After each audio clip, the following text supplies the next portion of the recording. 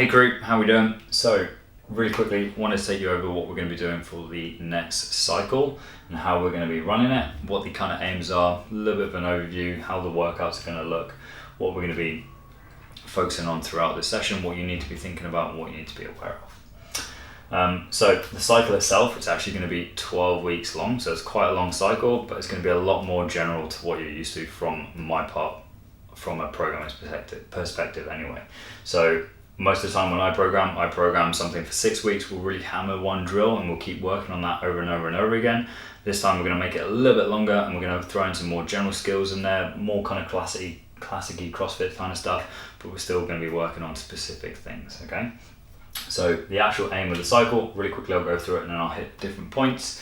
We're going to be working on some absolute strength, some high level skills where we're going to really focus on stuff that you're struggling with, stuff that we need to address for you as an individual and for the gym as a whole. Some sprint work, some repeatability, aka intervals and stuff like that. Can you recover? Go again. Some longer grinds, 25-minute AMRAPs, something long. Can you maintain that steady tempo all the way through? Can you keep moving or do you burn out really, really quickly? And then heavy workouts, okay? So really quickly on each one, absolute strength guys. We're gonna be working on classic ones, deadlifts, back squat, just because we know they're so good for the bang for the buck, all right? For the amount of time that we've got you in here, deadlift, back squat, they're gonna be the best results for you in terms of strength and raw power, okay? Overhead squats is gonna be something else that we're gonna be working on, something that a lot of you haven't done as much probably as other people. So we're just gonna try and work on that a little bit and see how that goes. Strict presses, again, if we improve our strict press, we know for sure, for a fact, we're going to improve our push press, our push jerk, our split jerks, and all those kind of good things. So if we can be stronger in that position, we're going to be stronger at everything else that we do when in terms of pressing. Pull-ups and dips. We're going to be working on that in terms of strength numbers, so that could be weighted, it could be strict, it could be loads of different variations, it might even be in workouts, it might be accessory work, all those kind of good things. For those of you that have got those, we know that you want to be more of a ninja than you already are and you want to get stuff like muscle ups and all these other kind of crazy drills, which is awesome and that's really, really good. And you want to get more pull-ups and stuff, but the way to make that happen is we need to work on that as a strength element rather than just making it in a workout and hoping you're going to get there eventually. And vice versa, if you haven't got it, rather than just doing jumping pull-ups all the time, you're never actually going to get that full pull-up. We need to start addressing that. We need to start seeing where it is that you're having issues and why you haven't got that strict pull-up. Is it upper arm strength? Is it bicep strength? Is it rowing? Who knows? We need to have a look at you as an individual and we can start addressing that in classes, okay?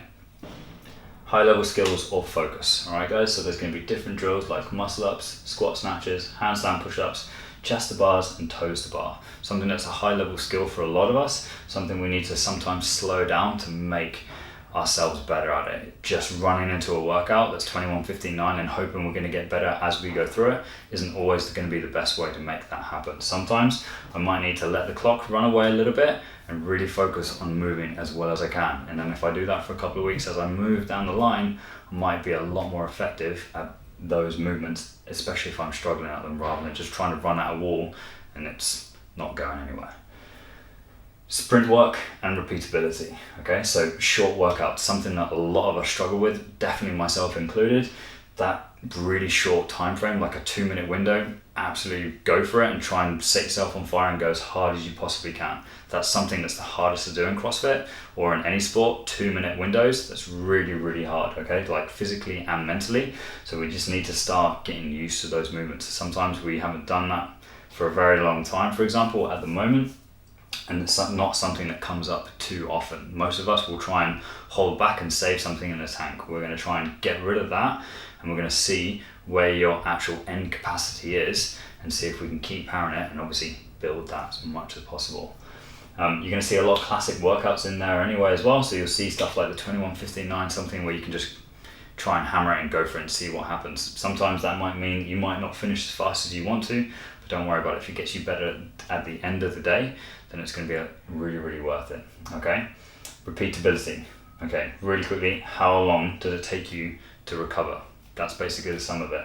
If you've got, for example, a 400 meter sprint and you rest for a couple of minutes, can you do that 400 meter sprint again? Or is it going to be 3 times slower because you're no good to man or beast after you've done it once and that's you pretty much done?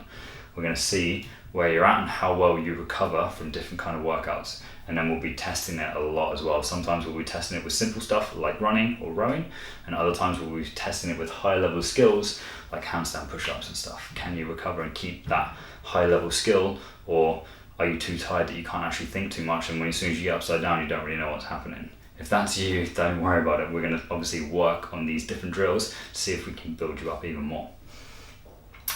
Longer grinds, guys. 25-minute AMRAPs, like I said, pretty basic, pretty steady. Can you stay nice and steady and in control for that 25-minute window? Yeah. So are you that person who's really good for 5 minutes and then you kind of fall off a cliff and you're not really good at staying that pace for 25 minutes of work? Or are you a bit of a ninja, a bit of a sled dog? You can put your head down and you can just stay at a steady pace all the way through. If that's you, maybe you've been coasting for a little bit and you've actually got another gear that we need to try and find, and can you stay there for 25 minutes? So it's going to work both ways. If you're already good at it, let's see if we can make you better. If you're not the best at it, let's see if we can make you better at it and just keep that nice and steady work rather than choppy breaks all the time. Okay, heavy WODs. We've built loads of new strength, guys, recently. Loads of you have been putting up PBs on the board from the last cycle, from this cycle, all the kind of different stuff that we've been working on. But now we need to see if we can apply it into these workouts, okay? So it doesn't really come up in the open. Open's always pretty light and pretty much go, apart from a few WODs here and there, like the heavy cleans and jerks, for example. But now we need to see if we can apply it and see if we can get used to making and moving those weights consistently. Really quickly, different notes that we're going to go over. Be on the whiteboard, guys, okay? Before I go over some of the workouts, just to kind of give you a look at what we're going to be doing. If we take the first one, for example, WOD 1, we're going to be doing, the first part is going to be deadlift at percentages. I know I've said in the past that I don't like percentages. I'm not a huge fan of them. However, some people seem to struggle with the 1.25/2.5 gains on the last cycle. It's still going to be incremental gains pretty much, and it's going to be a nice, slow and linear program, but it's going to be at percentages. And the reason why we're going to do that, be on the whiteboard. If you do this 2-week testing, where we're going to be testing loads of different moves, we're going to be testing your basically everything on here, so your deadlifts, your strict presses, your back squat, your pull-ups, your dips, your overhead squats, muscle-ups, snatches, etc. We're going to go all the way through it. We're going to be testing some classic workouts like Helen and all this kind of stuff that some of you have probably done in the past. If you've got beyond the whiteboard and you put all those scores in, as soon as it comes to deadlift, beyond the whiteboard, we'll figure out those percentages for you now. Okay, so I will put in what percentage I want it to be at, and when you look at your phone, it will tell you, you need to do 5 reps at this weight, you need to do 3 reps at this weight, and you need to do 1 rep at this weight. Super easy. You don't need to think about it at all. You just need to make that weight happen. That's it. All right? Simples. Anyway, for example, moving on for the workouts, second part of that workout for the first one with the deadlift would be 6-time 2-minute sprint, aka go as hard as you can, rest for 60 seconds between each round. So 12/10 calorie row, guys, girls, 5 burpees over the rower, and then max handstand push-ups in that remaining time. So that's going to be one of those, sprint / kind of recovery workouts, okay? Are you a ninja on the first round and then you can't do any more handstand push-ups after that because it's like you're so tired that high level skill is now gone for you? If it's a muscle kind of issue or you've only got a couple on the first round, then it's probably a strength thing. However, like I said, if it's a pure go and you hit it as hard as you can and then on that second round you actually haven't got anything left, then we need to start looking at that repeatability for you as an individual. Yeah.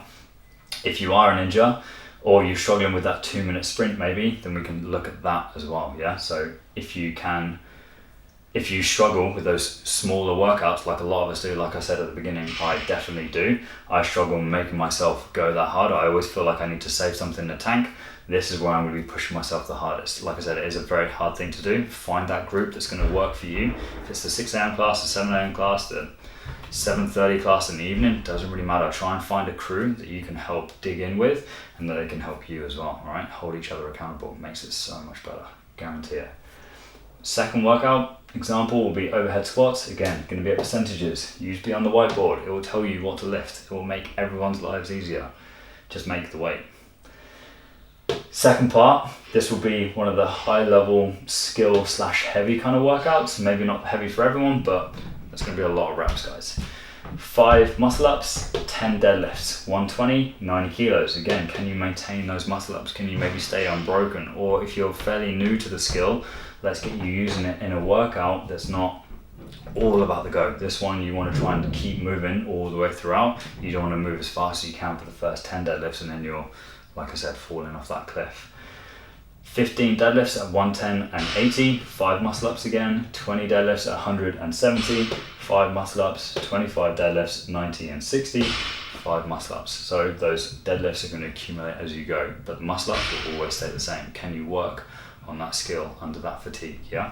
Can you push yourself maybe to go back a little bit sooner? If you're a bit of a ninja, can you stay unbroken all the way through? If it's a new skill, like I said, maybe bring the reps down. Even if it's only 1 rep, guys, that's 1 rep more than you would have done in the past, okay? Let's build yourselves up. Third workout example, super classic, super effective, really painful. 21, 15, 9, burpees, pull-ups. That can be any kind of pull-up that you're working on. Some of you I know are working on those butterflies. Maybe it's a set amount of butterflies that you need to work on, like 10 and 11 normal pull-ups, and every time you try and do the 10, whatever it may be, it needs to be a go, all right? You're gonna get a nice tasty rest. You're gonna have a rest for about 10 minutes, and then 21, 15, 9 again, calorie row, shoulder to overhead. Standard weight, 60 and 40, guys, girls. If you do test any of these workouts beforehand, make sure you write down what you get, so then you know when you come to the cycle, see if you get any better. Cool? Cool.